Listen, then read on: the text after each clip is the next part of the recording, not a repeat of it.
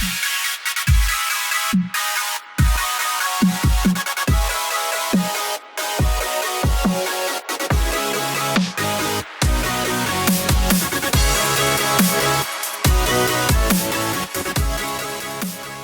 this is Brian from Can Tech TV. I'm here with Steve from Objects Unlimited. Steve, how are you doing today? I'm doing great, Brian. How are you?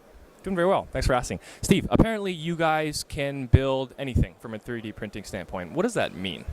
Yeah, we called our company Objects Unlimited because we can make pretty much anything. I make jewelry, I make medical parts, I make figurines, I make prototypes. We make anything that we want to make, we can. Maybe not functional, maybe not perfect, but there's very little that we can't do. So behind us here is a wall of very unique objects. I'm assuming this is within the realm of what you're explaining. These were made through you guys. Absolutely, and most of this is actually original geometry as well. You'll see a lot of 3D printing companies have the same kind of samples. This is a very common sample. We like it because it's big and it looks good, but we didn't design that.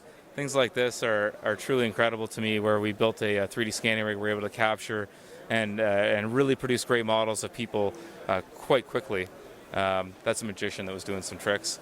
This is a great project. This was just for fun. I saw Stevie Wonder playing a 3D printed ukulele, so I downloaded a file of a ukulele. I made one. It was okay, and then I wanted to make a Flying V electric ukulele in the shape of our logo, and we did. It took 2 days. Just wow. Like that. Yeah. So 3D printing, I mean, has been around since the 80s, like the idea of 3D printing, but it's only recently where it's come to the point where really mass consumers can start playing around with it. What's the big cause for that change? Why now can an average person like myself or yourself or our friends pick up a 3D printer and start playing?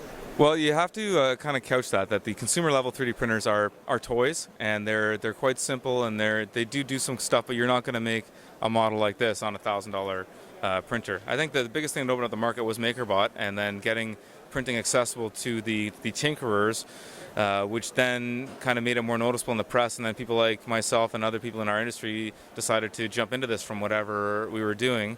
A lot of the technology hasn't changed a ton in the last 2 years, but what's changed is the people's creative applications of the technology. And we like to think we're kind of leading the way in that kind of thing. Absolutely. So you guys are kind of like the early adopters, kind of bringing it to phase 2, phase 3 of the overall adoption of 3D printing. What do you see in terms of maybe the next 5-10 years to push 3D printing to that next level of mass market? I think you're going to see a lot of pretty decent printers in the $20,000 to $50,000 range, as opposed to the $200,000 to $500,000 range. See a lot more people that know CAD. And a 3D printer is only as good as the design. So if you have no design, you have no drawing, you have no artwork, you're not going to 3D print anything. There's only so many models you can download off the internet and print. And what we're seeing now is a lot more creative people come up with ideas of things to 3D print that are achievable with professional printers that maybe in the future will be achievable with more consumer-grade printers. Very similar to your like a color printer on your desk right now. In the 80s or in the early 90s, we were paying $2 or $3 a page for a color photocopy. You had to go to a specialty shop like ours. 10 years from now, you'll do this in your home. That's exciting. This is Steve from Objects Unlimited. Thank you very much for your time. Thank you.